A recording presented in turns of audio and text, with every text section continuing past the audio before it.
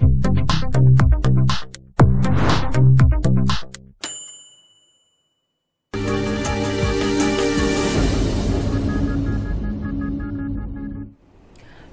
édition d'information, mesdames et messieurs, bonsoir et place au titre. Le ministre de la Justice présente devant le Conseil des droits de l'homme à Genève le deuxième rapport de notre pays sur les droits de l'homme.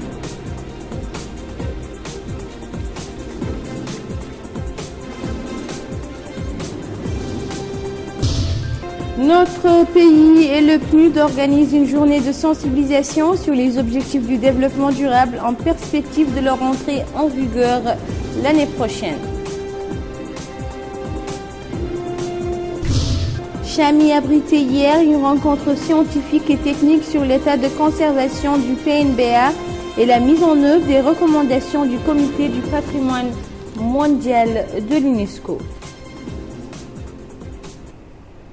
La première session ordinaire parlementaire 2015-2016 sera ouverte lundi prochain à 17 h. C'est ce qui ressort d'un communiqué conjoint rendu public aujourd'hui par les deux présidents du Sénat et de l'Assemblée nationale. Ils ont invité les sénateurs et députés à assister à la séance d'ouverture. Toujours au chapitre parlementaire, le président de l'Assemblée nationale, Mohamed Ould Boilil, a eu ce matin un entretien avec Mohamed Saïd El Bouni, ambassadeur de Syrie dans notre pays. L'entretien a porté sur les relations de coopération bilatérale et les moyens susceptibles de les renforcer davantage, notamment dans le domaine parlementaire. Restons à l'Assemblée nationale pour signaler que son bureau a tenu aujourd'hui une réunion sous la présidence de Mohamed Ould Boilil, président de cette chambre parlementaire.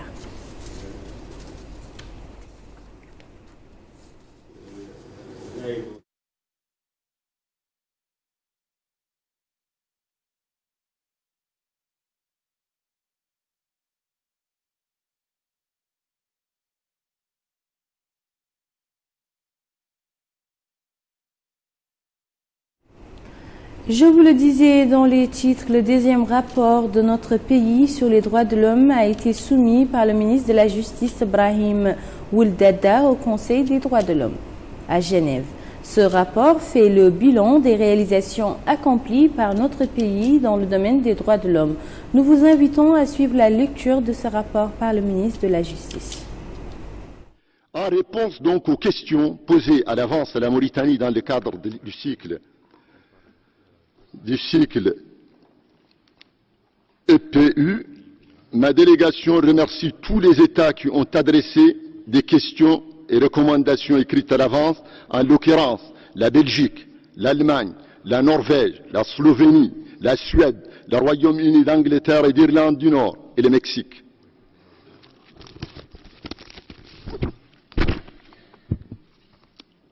En ce qui concerne les questions dont les réponses ne sont pas contenues dans notre exposé, je confirme que mon pays, la République islamique de Mauritanie, a ratifié le protocole facultatif à la Convention relative aux droits de l'enfant concernant l'enrôlement des enfants dans les conflits armés, a fixé l'âge de la responsabilité pénale à 15 ans et a mis en œuvre un plan d'action contre le travail des enfants.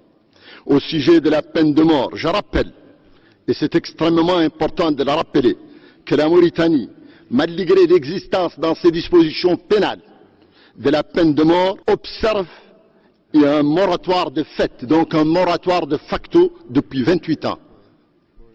Donc depuis 1987, au sujet, a accueilli favorablement toutes les demandes de visite formulées par les procédures spéciales du Conseil des droits de l'homme.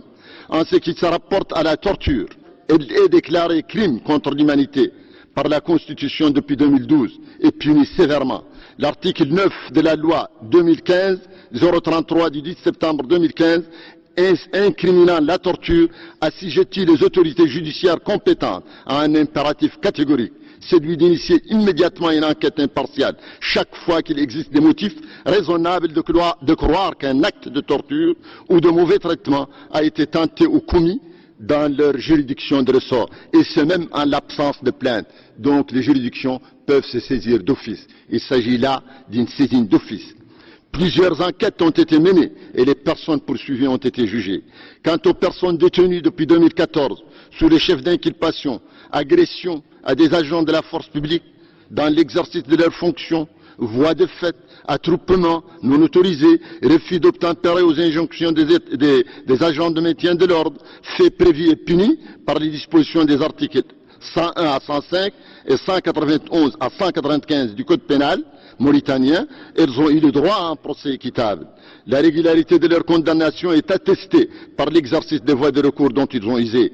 Ces personnes, après avoir argué de l'incompétence de leur juridiction de jugement, la Cour d'appel d'Alleg ont quand même relevé un pourvoi en cassation devant le greffe de la dite juridiction.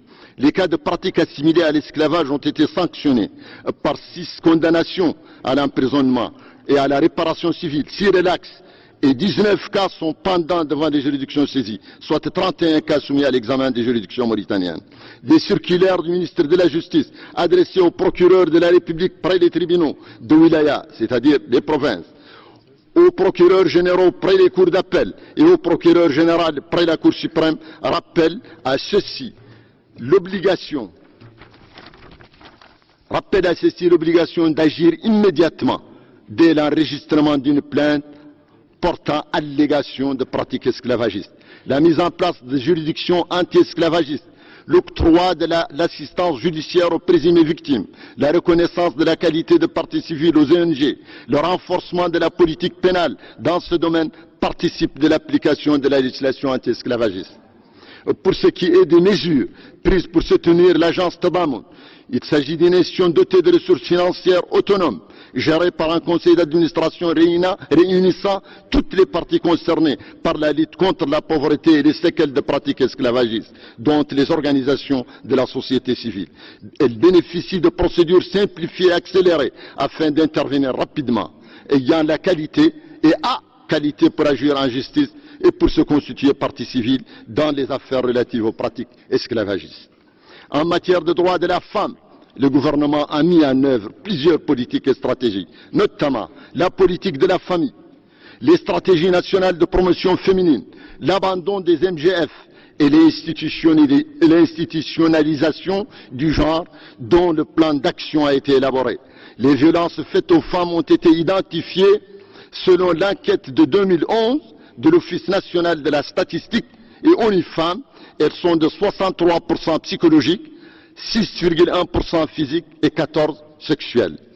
Les mariages précoces sont interdits par le Code de statut personnel et le gouvernement a entamé plusieurs campagnes nationales de lutte contre les mariages d'enfants.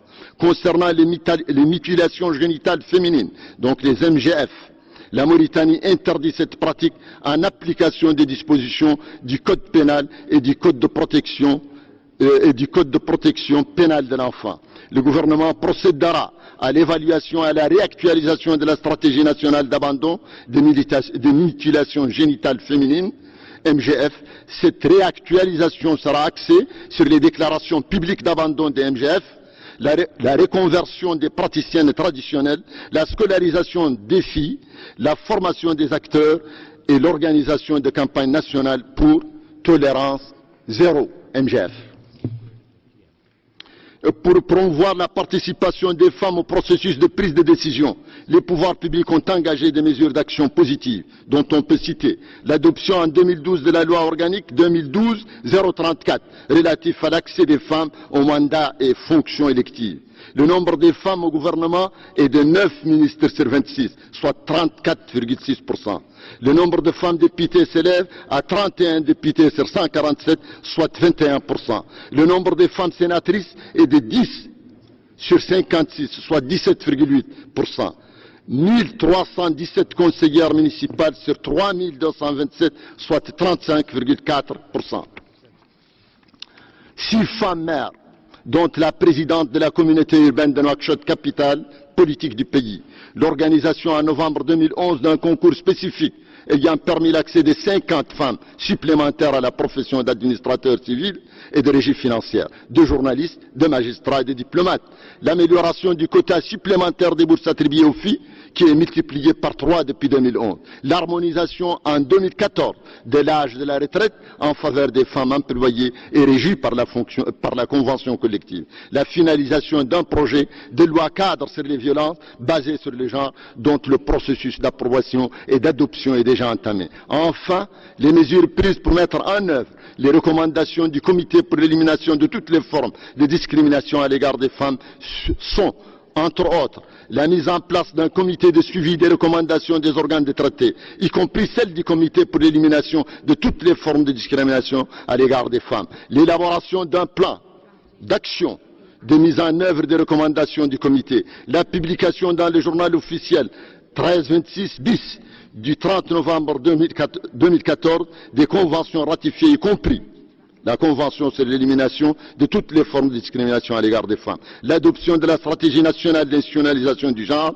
l'élaboration d'un projet de loi de lutte contre la discrimination, l'élaboration en cours de l'Observatoire des droits des femmes et l'élaboration d'un projet de loi cadre sur les violences basées sur le genre qui incriminent le viol. Je vous remercie, Monsieur le Président. Notre ministre des Affaires étrangères et de la coopération, Hamadi Ould Memou, a fait hier ses adieux au président éthiopien Dr Mulatu Tessom à l'occasion de la fin de sa mission en sa qualité d'ambassadeur dans ce pays. Le ministre a profité de son ultime rencontre avec le chef d'État éthiopien pour lui transmettre les salutations du président de la République, Mohamed Ould Abdelaziz, et remercier le gouvernement et le peuple éthiopien pour l'hospitalité généreuse dont il a fait l'objet durant son séjour à Addis Abeba et qu'il a pour l'intérêt qu'il accorde au renforcement des liens d'amitié et de coopération avec notre pays. Après la cérémonie d'adieu, le président éthiopien a accordé une entrevue au ministre des Affaires étrangères au cours de laquelle ils ont passé en revue les principaux domaines de coopération entre les deux pays et les moyens de les concrétiser. L'audience s'est déroulée en présence du chargé d'affaires de notre ambassade à Addis Abeba et des conseillers. Les OMD ou Objectifs du millénaire pour le développement passent le témoin aux ODD. En clair, objectifs du développement durable, ils se chargeront durant les 15 prochaines années à compléter l'œuvre des OMD. Ce matin, une journée de sensibilisation sur les objectifs visés par les Nations Unies à travers les ODD a été organisée par la coordination du programme des Nations Unies pour le développement à Nouakchott et le ministère des Affaires économiques et du développement. Les objectifs du développement durable adoptés par 193 États de l'Assemblée générale des Nations Unies en septembre dernier ciblent 17 objectifs de développement durable. Abdelrahman Hamadan nous en dit plus. Cette journée de sensibilisation sur les objectifs de développement durable à l'horizon de 2030 s'inscrit dans le cadre des festivités commémoratives du 70e anniversaire de l'Organisation des Nations Unies. Les objectifs de développement durable ODD qui remplacent les OMD ou les objectifs du millénaire pour le développement qui prendra fin en 2015 portent sur l'éradication totale de la pauvreté dans le monde entier, l'éradication de la famine, la sécurité alimentaire pour tous, la promotion de l'agriculture, la bonne santé et le bien-être pour tous, une éducation de qualité, la réduction des inégalités ou encore prendre d'urgence des mesures pour lutter contre le changement climatique et leurs effets néfastes, entre autres. La Mauritanie a pu ces dernières années avoir de bons résultats en termes de recul de la pauvreté. Et vous l'avez si bien rappelé, en 1990, on avait un niveau de pauvreté de 56%. Aujourd'hui, on a un niveau de pauvreté de 31%. Nous restons pauvres, nous avons encore 31% de pauvres. Et nous fixons comme objectif d'éradiquer totalement la pauvreté dans notre pays. Pour cela, nous avons besoin effectivement d'objectifs partagés, nous avons besoin d'objectifs précis et nous avons besoin d'objectifs mobilisateurs. Et le sens de cette rencontre aujourd'hui, c'est d'impliquer davantage la société civile, d'impliquer davantage l'ensemble des acteurs qui sont concernés par les questions de développement et de voir ensemble comment on peut concevoir justement cette stratégie et comment on peut ensemble atteindre cette croissance, accélérer cette croissance partagée entre l'ensemble des peuples, entre l'ensemble des citoyens mauritaniens. La durabilité du développement est basée largement sur la mesure de l'inclusion. Cette condition sine qua non a été prise en considération par les Nations Unies lors de l'élaboration de l'agenda des ODD à l'horizon 2030. L'agenda 2030 représente les résultats d'un processus de plusieurs années de consultations, de concertations, d'intenses négociations et dialogues qui ont rassemblé non seulement les experts, les gouvernements, la société civile, mais aussi des millions de gens ordinaires partout dans le monde. Le représentant de la société civile, professeur Saadou Kamara, et le député Zainul Ahmed El Hadi ont tour à tour pris la parole pour mettre en exergue l'importance de la mise en œuvre de stratégies participatives, appelant à la synergie des efforts de tous afin d'atteindre ces objectifs ambitieux. La rencontre a été marquée par un échange et des discussions entre les participants sur les objectifs de développement durable pour la période 2015-2030. Ouverture hier à Chami d'un atelier scientifique et technique sur l'état de conservation du PNBA et des mises en œuvre des recommandations du Comité du patrimoine mondial de l'UNESCO. La rencontre organisée par le Parc national du Bandarguin a été présidée par la secrétaire générale du gouvernement, Mme Awa Tanjan, en présence de ses homologues des pêches et de l'économie maritime et de l'environnement et du développement durable. Compte rendu Bokar Baylaba. C'est l'un des patrimoines les plus conservés jalousement par la Mauritanie. Il s'agit du parc national du Bandarguin. Cette réserve naturelle de Mauritanie couvre un tiers du littoral du pays. L'objectif de cette rencontre est d'élaborer de manière inclusive et participative, avec les différentes parties prenantes, le rapport sur l'état de conservation du parc et l'état de mise en œuvre des 18 recommandations du Comité du patrimoine mondial de l'UNESCO. Et à l'ouverture des travaux de cet atelier, la ministre secrétaire générale du gouvernement, Mme Awa Tanja, elle a souligné la place qu'occupe le parc national du Bandarguin, qui joue un rôle capital pour le maintien de la biodiversité marine et la protection de l'écosystème du golfe d'Arguin, pièce maîtresse du renouvellement des ressources halieutiques mauritaniennes et sans doute plus largement à une échelle sous-régionale. Autre intervention, c'est celle faite par le directeur du parc national du Bandarguin, qui a souligné la nécessité de préserver l'intégrité des écosystèmes de cette réserve, qui a vu le jour en 1976 et classé patrimoine mondial de l'UNESCO en 1989. Plusieurs experts se sont relayés pour indiquer que cette aire marine unique au monde nécessite une coordination des efforts tous azimuts, d'autant plus que le contexte actuel est marqué par le réchauffement climatique, d'où la promotion et la conservation de la biodiversité. En parallèle à cet atelier, le Parc national du Bandarguin a loué sur son propre budget un don sans contrepartie d'une valeur de 50 millions de guillas en faveur des coopératives villageoises au parc. Afin de renforcer le dispositif de surveillance terrestre au Parc national du Bandarguin, la ministre secrétaire générale du gouvernement a remis à l'administration du parc un lot de matériel composé de 10 motocyclettes. Après avoir procédé à la remise de matériel de pêche responsable à la coopérative de la pêche à la ligne, la ministre secrétaire générale du gouvernement et l'ambassadrice d'Allemagne en Mauritanie se sont informés sur l'état d'avancement du chantier du siège du parc national du Bandarguin à Chami. Plus au nord à présent et précisément dans la ville de Biolomougraine, c'est là où le commissaire à la sécurité alimentaire a procédé à la distribution de produits alimentaires, de matériaux de construction et de tentes aux 400 familles victimes des dernières pluies. Mohamed Ould Ahmed Salem ou le Mohamed Rad a par ailleurs visité les quartiers sinistrés avant de tenir une réunion avec les élus, les notables et un grand public auquel il a indiqué que le distribué a été mobilisé suite à des instructions du chef de l'État. Il a ajouté que l'aide vient en complément de l'intervention d'urgence menée la semaine dernière au profit des populations sinistrées par son département. Ici à Nouakchott, le ministère des Finances a organisé ce matin un atelier de restitution d'audit Internet qui a porté sur le règlement intérieur du département et la gestion efficiente des finances publiques. Il est soutenu dans cette entreprise par la coopération allemande. Abdullah Damaba. Ce séminaire d'une journée compte effectuer un diagnostic des organes d'audit en vue d'une meilleure gestion des finances publiques qui seront adaptées aux normes et règlements en vigueur au niveau international. Organisé par le ministère des Finances et la coopération allemande, cet atelier a vu la participation des fonctionnaires du département des Finances. Le secrétaire général du ministère des Finances a expliqué que cette réforme engagée par le gouvernement compte moderniser la gestion des fonds publics. Ce qui, dit-il, passera par une révision de certains textes régissant ce secteur.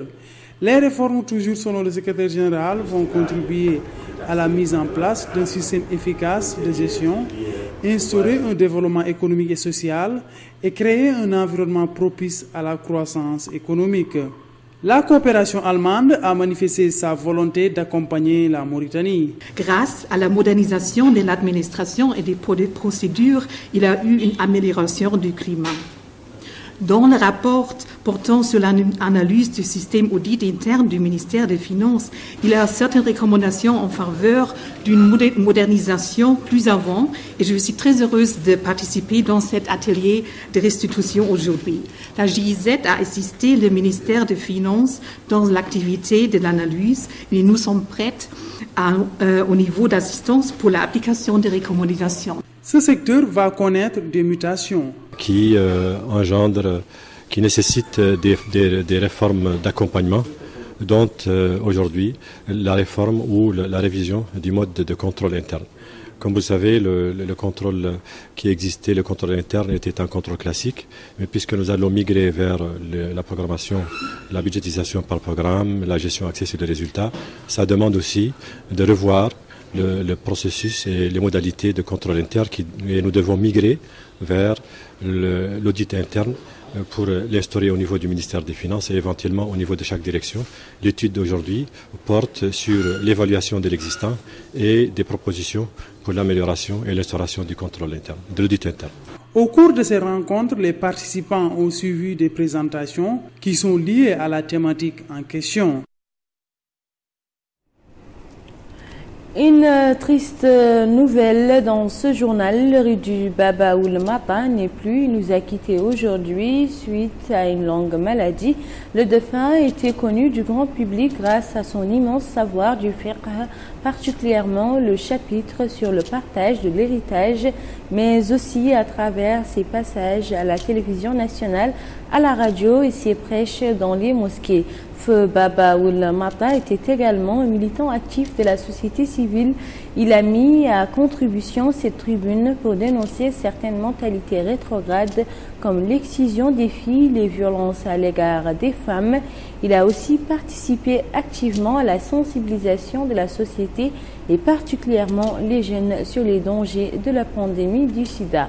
En cette douloureuse circonstance, El Mauritanien présente ses condoléances à la famille du disparu et au peuple mauritanien et implore le Tout-Puissant de l'accueillir en son saint paradis. Amen. Un second avion russe s'est écrasé aujourd'hui à Juba, la capitale du Soudan du Sud. Il s'agit d'un avion cargo Antonov. Bilan provisoire fait état de 36 morts parmi les passagers et 18 membres de l'équipage inscrits sur les documents de vol. Selon la Croix-Rouge sud-soudanaise, 36 corps ont été récupérés, mais le bilan pourrait s'alourdir car certains débris sont trop lourds pour être déplacés et nécessitent des engins difficiles à acheminer.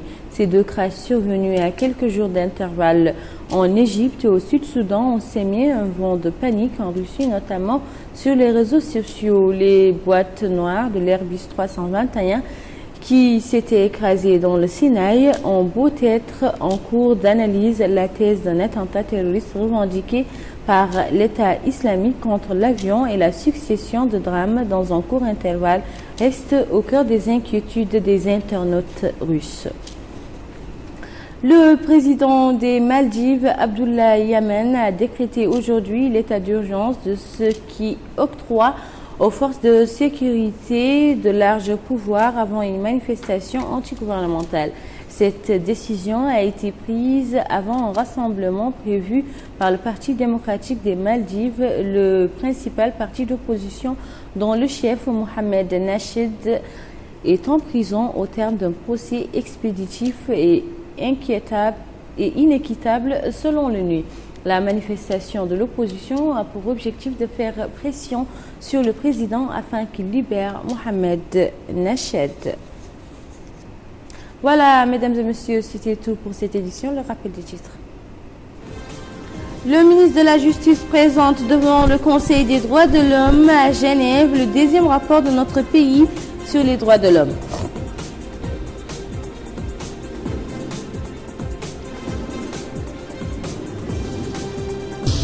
Dans ce journal, vous avez également suivi l'organisation d'une journée de sensibilisation sur les objectifs du développement durable en perspective de leur entrée en vigueur l'année prochaine. Vous avez également suivi la rencontre scientifique et technique sur l'état de conservation du PNBA et la mise en œuvre des recommandations du Comité du patrimoine mondial de l'UNESCO et c'était à Chami. Où que vous soyez, merci d'avoir choisi le Mauritanien pour son JT. Le JTF revient demain soir à la même heure et vous serez en compagnie de Houria Metoula Idriss.